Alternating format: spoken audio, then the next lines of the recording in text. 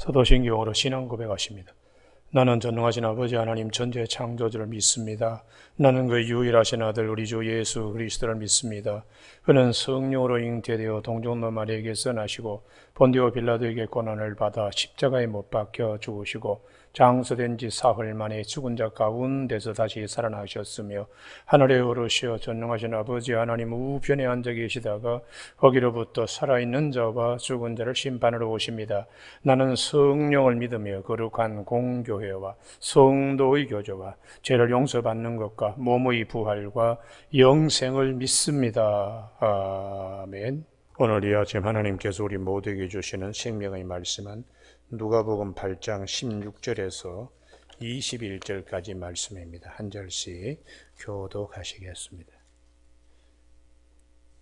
누가복음 8장 16절 누구든지 등불을 켜서 그릇으로 덮거나 평상 아래에 두지 아니하고 등경 위에 두나니 이는 들어가는 자들로 그 빛을 보게 하려 함이라.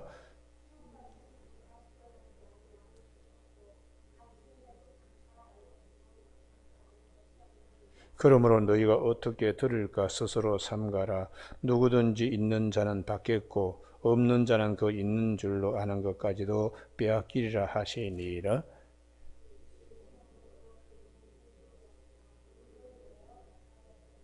어떤 이가 알리되 당신의 어머니와 동생들이 당신을 보려고 밖에 섰나이다.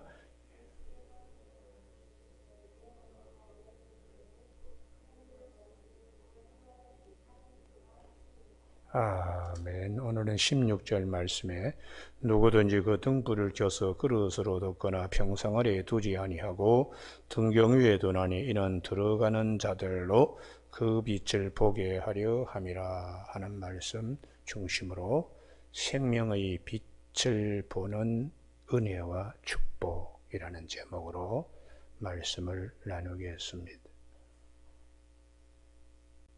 주님께서 우리에게 오신 이유는 생명의 빛을 보게 하려고 오셨습니다. 그래서 요한복음 8장에 현장에서 가늠한 여인 잡혀와서 사람들이 돌로 치려고 할 때에 죄 없는 자가 먼저 돌로 치라. 그때 그들의 양심의 가책을 바꿔서 한 사람씩 두 사람씩 들었던 돌을 놓고서 갔습니다. 그 여인에게 묻기를 너를 정죄한 자가 있느냐? 없습니다. 그 다음 말씀이 대단히 중요하죠. 나도 너를 정죄하지 아니하노니 가서 다시는 죄를 범하지 말라. 그렇게 말씀하신 후에 우리에게 요한복음 8장 12절에 나는 세상의 빛이다. 나를 따르는 자는 어둠에 다니지 아니하겠고 생명을 얻으리라. 할렐루야.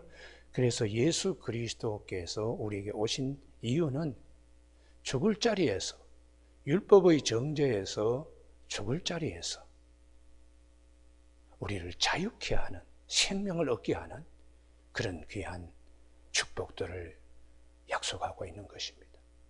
그래서 요한복음 8장 32절에 너희가 진리를 알지니 진리가 너희를 자유케 하리라. 그렇게 말씀하세요. 그래서 생명의 빛을 보는 이 기쁨과 이 은혜가 오늘 우리들에게 주님은 비유로 말씀하고 있습니다. 마태복음 4장 16절에 이방의 갈릴리여 흑암에 앉은 백성이 큰 빛을 보았고 사망의 땅과 그늘에 앉은 자들이 빛이 비치었도다. 예수 그리스도가 오심으로 어둠에 있던 자들, 절망과 그리고 근심, 걱정 이런 자리에 있던 자들이 생명의 빛 예수 그리스도를 봄으로 병에서 고침받는 것은 물론이거니와 중요한 것은 어둠에서 생명으로 옮겨질 수 있기 때문에 큰 빛을 보았다고 이렇게 말씀하고 있습니다. 오늘 이 본문은 마태복음에서는 너희가 세상의 빛이요 소금이다 하고 이 등불 얘기를 하신 후에 착한 행실을 주님이 말씀하신 하시고 있는데 마태복음 윤리적으로 이 빛을 해석하고 있습니다. 그런데 마가복음과 누가복음은 다릅니다. 마가복음과 누가복음은 생명의 빛에 관하여 말씀하고 있기 때문에 마태복음에 너희가 가서 착한 행실을 보고 다른 사람들이 너희를 보고 예수를 믿게 만들라는 말씀과는 다르게 본문이 편성되어 있다는 사실을 우리가 주목해야 합니다. 오늘 본문 말씀에 그 생명의 빛으로 오신 예수님 17절이 굉장히 어려운 본문인데요. 숨은 것이 장차 드러나지 아니할 것이 없고 감추인 것이 장차 알려지고 나타나지 아닐 것이 없느니라. 이게 무슨 말씀인가? 시간이 지나면 진리가 무엇인가를 알 수 있다는 것이죠. 처음에 그분이 참빛으로 진리로 오셨을 때는 아무도 자기 백성들이 영접하지 아니했습니다. 참빛, 그 세상에 참빛이 왔지만 자기 땅에 자기 백성들이 영접하지 아니했으나 요한복음 1장 12절에 영접하는 자, 그 이름을 믿는 자들에게는 하나님의 자녀가 되는 권세를 주셨다고 이렇게 약속하고 있는 것이죠. 그래서 이 진리가 오시면 우리가 자유케 되는 요한복음 8장 32절에 너희가 진리를 알지니 진리가 너희를 자유케 하리라 이렇게 말씀하신 대로 우리는 두려움에서부터 최고의 두려움은 사망입니다. 죽음입니다. 그러나 생명의 빛을 우리에게 주신 예수 그리스도, 그 빛을 가진 자는 어둠에 다니지 않습니다. 죽을까 봐 두려워한다든지 죽으면 어떻게 되나? 죽어도 살겠고 할렐루야. 그래서 소망, 참 기쁨을 우리에게 예수 그리스도께서 우리에게 주신 것이죠. 오늘 아침에 우리 모두에게 그 다음에 18절 말씀이 대단히 중요한데 생명의 빛으로 오신 예수 그리스도 16절 17절 진리가 오셔서 우리를 자유케 하고 그렇다면 18절 그러므로 너희가 어떻게 들을까 스스로 삼가라 이 부분입니다. 우리는 어떻게 들을까? 어제 아침에 살펴보신 것처럼 15절에 좋은 땅에 있다는 것은 착하고 좋은 마음으로 말씀을 듣고 두 번째 지키고 그 다음에 인내로 결실하는데 여기에 묵상이라는 것이 들어간다고 말씀했습니다. 오늘 여기 18절에도 그러므로 너희가 어떻게 들을까 스스로 삼가하라. 예수 그리스도의 말씀을 우리가 깊이 묵상하는 거예요.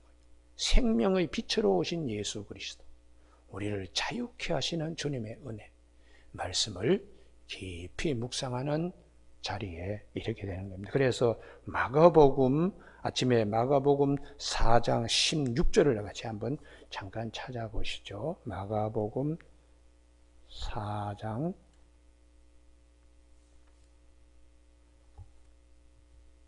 16절이 아니고 24절이네요. 마가복음 4장 24절.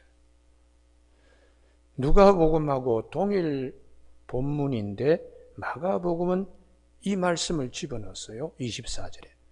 또 이르시되 너희가 무엇을 듣는가 스스로 삼가라. 여기까지는 누가복음에 기록되어 있는데 마가복음은 너희의 헤아리는 그 헤아림으로 너희가 헤아림을 받을 것이며 더 받으리니 이 부분이 헤아린다는 것이 생각하는 거거든. 생각하고 그 생각함으로 더 받을 것이다. 무엇을 생각하는가? 생명의 빛으로 오신 예수 그리스도, 우리를 자유케 하시는 예수 그리스도, 그분의 말씀을 묵상하는 겁니다. 그래서 주님의 말씀을 묵상하면서 우리가 더 깊은 경지에 들어가는 것이죠.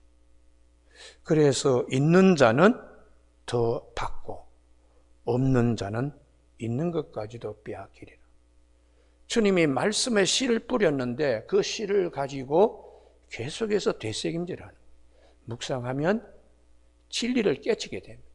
그때 그 기쁨은 이루 말할 수 없습니다. 그러므로 묵상을 하고 또 묵상을 하고 되새김질을 하고 또 되새김질을 하면은 하나님의 깊은 데까지 우리가 들어갈 수 있기 때문에 말씀을 계속해서 묵상하는 자는 30배, 60배, 100배의 결실을 맺고, 말씀을 한번 듣고는 묵상은 하지 않고 가만히 두면 있는 것까지도 빼앗긴다고, 말씀을 기억하지 못합니다. 그래서 마태복음 25장의 달란트 비유, 어떤 자에게는 주인이 5달란트, 어떤 자에게는 2달란트, 어떤 자에게는 1달란트를 맡기고 갔다.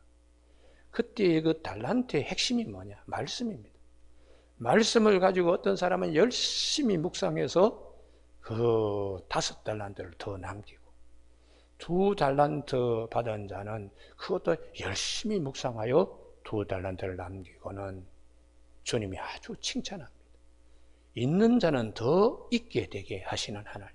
그런데 1달란트 받은 자는 마음이 아주 굳어가지고 길가밭과 같이 되어서 묵상하지 않습니다. 그리고는 악한 마음이 들어가서 우리 주인은 아주 악한 자라고 이렇게 악평하고 있어요. 그래서 우리에게 30배, 60배, 100배의 결실을 맺는 것은 무엇인가? 말씀 묵상입니다. 말씀 묵상. 그래서 레위기 11장에 선민들, 이스라엘 백성들이 먹어야 될 음식에 대하여 특별히 육식을 허용하는 하나님의 말씀 가운데 되새김질을 하고 굽이 있는 것을 취하라고. 근데 사반은 우리나라에 그게 없는데 이스라엘 가니까 토끼처럼 이렇게 그 정도 큰데 지붕에 많이 앉아서들 기생을 하더라고요. 근데 사반인데 그 사반이나 또 토끼 이런 것은 되새김질은 하지만은 굽이 없습니다. 그래서 오래 견디지 못하니까 되새김질을 해도 그런 고기는 먹지 말고 양이나 소를 먹도록. 그 이유는 이것은 되새김질을 하고 굽이 있기 때문에. 하나님의 말씀을 바꿔서 자꾸 묵상하고 굽이 있다는 것은 오래 설 수 있으니까, 시련과 환난이 오더라도 넘어지지 않으니까, 이런 믿음은 옥토바스의 믿음이 되는 것이죠. 그래서 마가복음 4장 24절에 너희 헤아리는 그 헤아림으로, 너희가 생각하고 생각하는 것으로 너희가 헤아림을 받을 것이고, 묵상하고 말씀을 묵상하면 할수록 더 깊이 생각이 들어가니까 더 받게 될 것이며, 있는 자는 받을 것이요 없는 자는 그 있는 것까지도 빼앗기리라. 그러면서 이제 그 밑에 자라나는 씨 비유를 마가복음 하고 있는데, 누가복음은 다시 돌아옵니다. 8장 18절에 그러므로 너희가 어떻게 들을까 스스로 삼가라. 이 들은 것을 내가 묵상하고 되새김질을 해야 되는데 거기에 우리의 마음을 치심하라는 것입니다.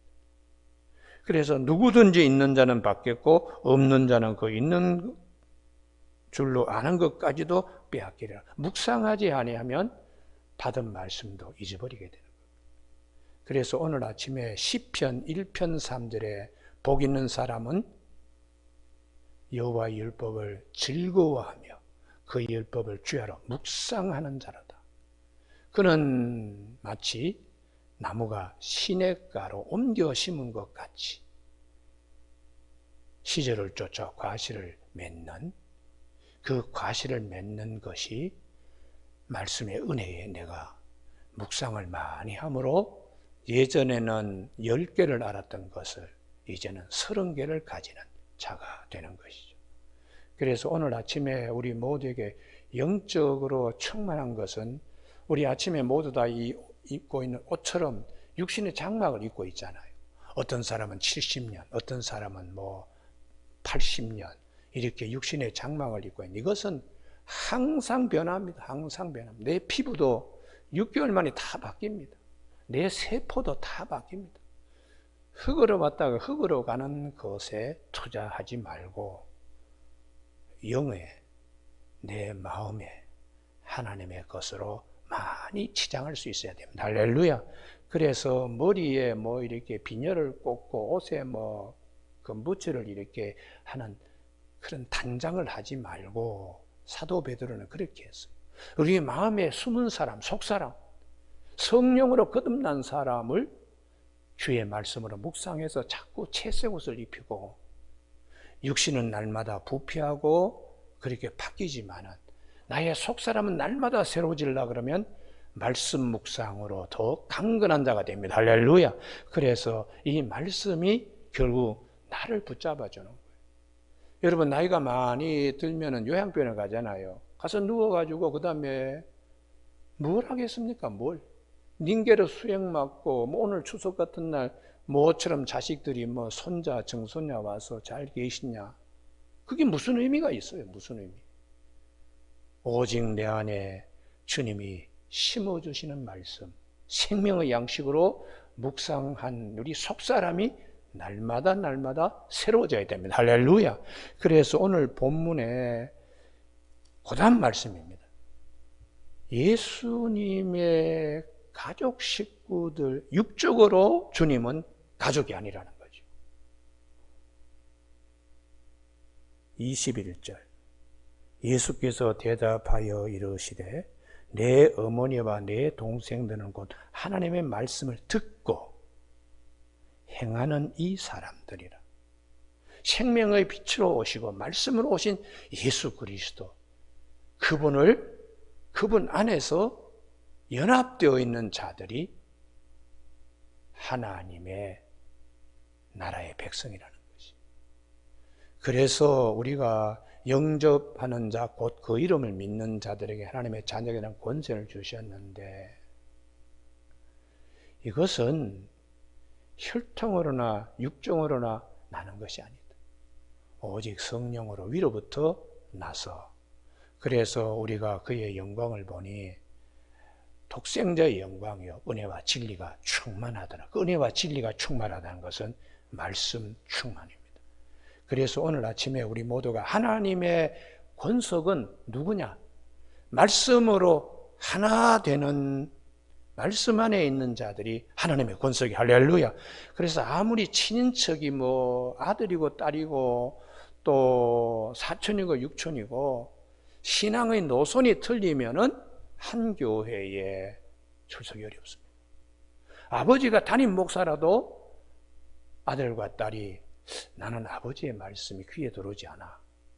그래서 다른 교회에 나가는 경우가 많습니다. 그러나 전혀 육적으로는 사돈의 팔촌도 안 되는 분들이 그 교회의 가족 식구들로 나는 우리 교회 목사님 말씀이 제일 좋아.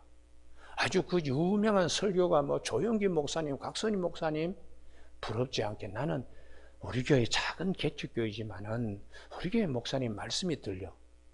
그것은 그의 가족이기 때문에 그런 축복의 역사가 있는 거예요. 할렐루야. 그래서 우리가 이 요한복음 8장에 내가 생명의 빛이다 라고 말씀하신 그 앞에 7장에 보면은 초막절에 예수님의 형제들이 예수님께 대하여 비아냥거렸어요.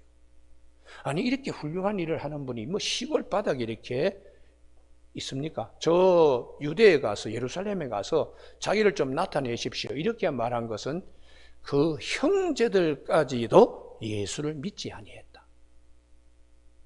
형제들까지도 등잔 밑이 어둡다고 예수님의 형제들까지도 예수님을 주인으로 고백하지 않고 생명의 빛으로 말씀의 주로 보지 않고 뭐 늘 같이 컸으니까 뭐 육으로 이렇게 보는 거예요. 그러다가 예수님이 십자가에 못 박히시고 부활 승천하신 후에 제일 먼저 첫 번째 동생 야고보가 참 기도가 낙타 무릎이 되기까지 기도하면서 얼굴이 그냥 푹 들어갈 정도로 엎드려서 기도하면서 그가 새 사람이 되었어요. 그래서 남긴 신약 성경이 야고보서입니다. 그러면서 욥의 인내와 결말을 우리가 잘 기억해야 됩니다. 신앙생활은 끝까지 우리 가봐야 합니다. 그렇게 야고보서에서 말씀하고 있어요. 농부가 추수할 것을 바라보면서 오래 참고 이른 비와 늦은 비를 기다리듯이 주님의 강림이 이제 곧 오실 텐데 우리도 길이길이 참고 그분을 맞이해야 됩니다. 선지자들이 우리에게 보여준 본이 뭡니까? 오래 참았습니다. 욥의 인내를 보십시오. 그리고 그의 결말을 성경은 어떻게 말씀하시는지를 보십시오. 그게 야고보서 5장의 말씀입니다. 여러분, 오늘 아침에 등대, 등잔, 이 비유를 하신 이유는 비 때문에 그렇습니다.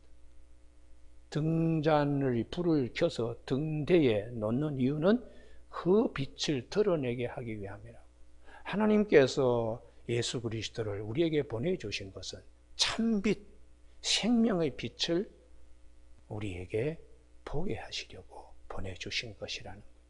그래서 그분의 입에서 나오는 모든 말씀을 우리가 묵상하면 마음에 숨은 사람, 속 사람이 주의 말씀으로 성장하고 성숙하기 때문에 사도 바울은 디모데전서 4장 15절에서 말씀과 기도로 거룩해진다고 말씀하고 있습니다.